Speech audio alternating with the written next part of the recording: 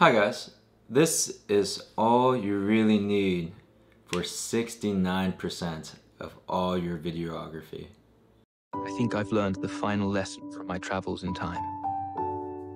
And I've even gone one step further than my father did. The truth is, I now don't travel back at all, not even for the day.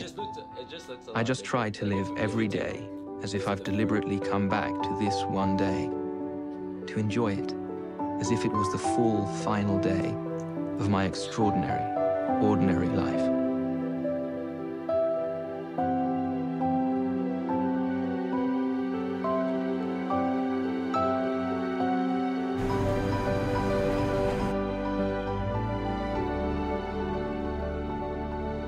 We're all traveling through time together, every day of our lives. All we can do is do our best to relish this remarkable ride.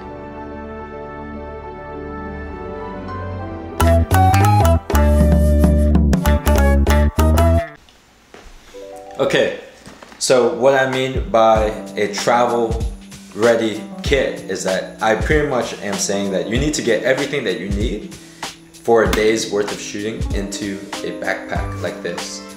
This is the Peak Design Everyday backpack. This is the version 2. This is a 20-liter backpack.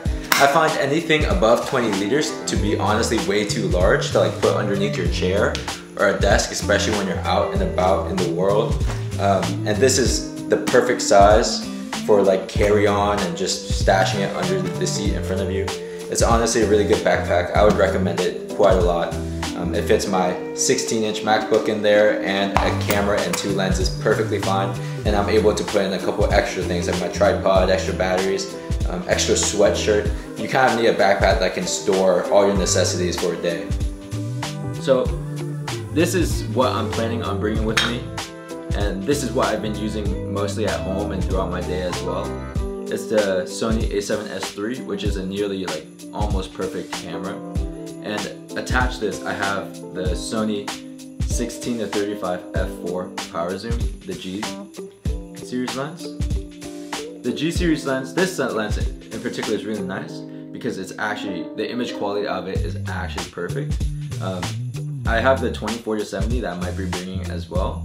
It is a bit heavier and it does cover that, a larger focal range, but it's so much heavier. And this is only 353 grams, which is really light. Like I've handed this to my other friends and they always go, wow Kenneth, that's really light, what the heck.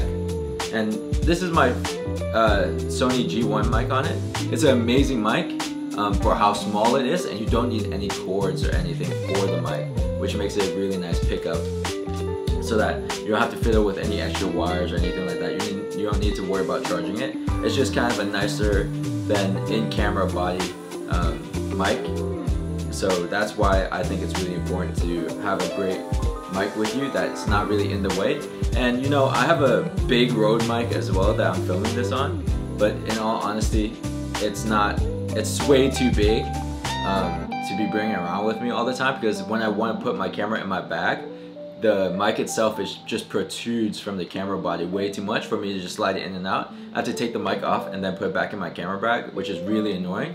And since I like the Peak Design capture clip so much, just to like free up my hands while I'm doing something, the bigger mics make my camera really top heavy, and therefore it makes my shoulder hurts because of the way that the camera is kind of digging into my collarbone area.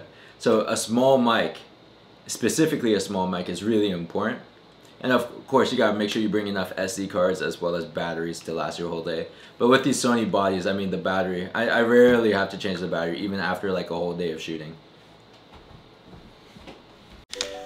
This right here is also my second lens of choice that I usually bring with me. I usually find that I don't really need anything more than 70 millimeters, and with how pixel dense these new sensors are, especially in the modern Sony bodies, I tend to find that like 70 millimeters usually gets the job done for me, and I could just crop in 50% from there, or I guess 200% from there, and call it a good time, because the resolution of the cameras are so high.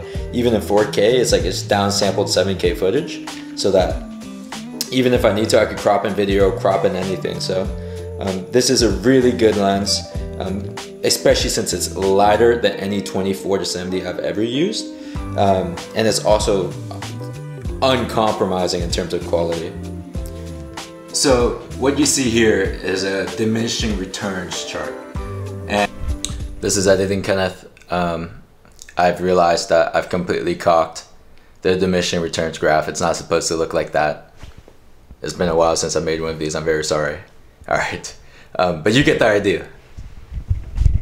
And from this, we can see that size and weight are very important factors, as well as quality. So we're trying to kind of hit that top area where we find the most amount of quality for the least amount of size and weight. But as you can see, the further up the graph you go, the less returns that you get. It starts to flatten out. The more quality that you get for your size and weight. So what we really need is to find an area where we get the maximum amounts of quality for as little size and weight we can get. And it's really hard to determine where on this graph you want to be, but I think for traveling you really want to be somewhere at the bottom end of it. Because at the end of the day, if you're gone away from home for long periods of time, your back is going to start hurting and you're not going to want to record as much as you would have if your gear is just such a hassle to set up and take down every single time. So yeah, that's pretty much all I use for type of like videography that I do. I do a lot of like traveling videography and videos and stuff like that, just like bringing out the camera on a daily basis. And this is kind of what works for me. Yeah, let me know what you like to use for your run and gun setup. And yeah, I hope to see you around. Peace out.